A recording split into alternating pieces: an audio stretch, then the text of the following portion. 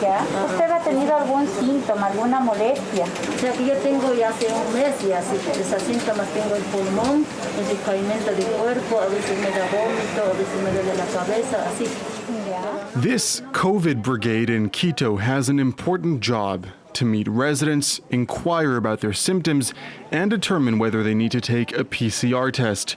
Here in the poor neighborhood of La Lucha de los Pobres, it's a golden opportunity for those who believe they may have been infected with the virus. Yes, it's a good initiative.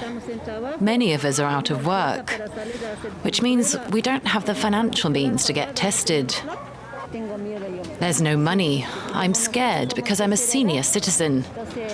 Many of my neighbors have already died.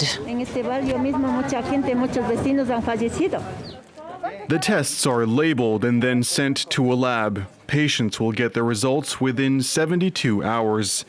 These COVID brigades were sent out by Ecuador's Ministry of Health in order to test the city's poorer residents. Doctors and nurses have been crisscrossing the capital since August. Here in La Lucha de los Pobres, the average resident gets by with less than $2 a day. Some of them recycle trash for a living, others work in stores and don't have time to go looking for help. They have 3 or 4 children, and only one parent can leave the house to go to work. Doctors here have spent months fighting the disease. Today, they're cautiously optimistic.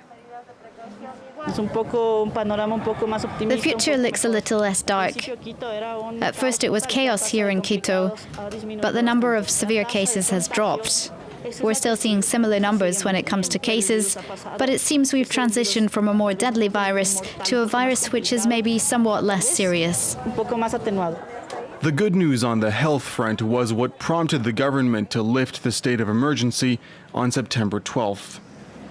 Quito is attempting to return to normal, but the city, home to 2 million people, is still deeply scarred by the pandemic and the lockdown. The bustling streets of its most popular neighborhoods, like here in La Mariscal, are almost empty. Journalist Susana Moran says she doesn't recognize her hometown. I used to come here often on Fridays to relax, but right now there's nothing left. It's become a sad place. There are very few people in bars, drinking and eating.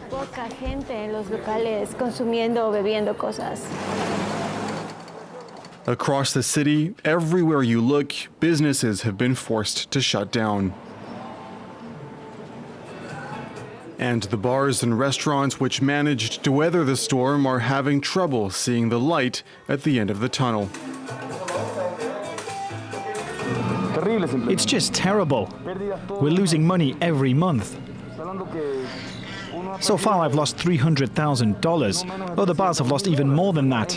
It's money we're never going to get back. We need to accept that and figure out what we can do to get back on our feet in the long term. Short term, there's no way that's happening. The recovery will take years. And to make matters worse, as the economy nosedived, the crime rate picked up. The number of robberies has increased. People getting their phones stolen on the street, and even burglaries. Crime was under control before the pandemic, but now we're seeing a surge in incidents that are making things even harder for people here. I think it's a direct consequence of the rise in that unemployment rate. Ecuadorians are desperate to see their lives return to normal, but many remain traumatized by the deadly spring and summer. Authorities are working hard to prevent a second wave and praying that the Virgin of Quito will continue to watch over its inhabitants.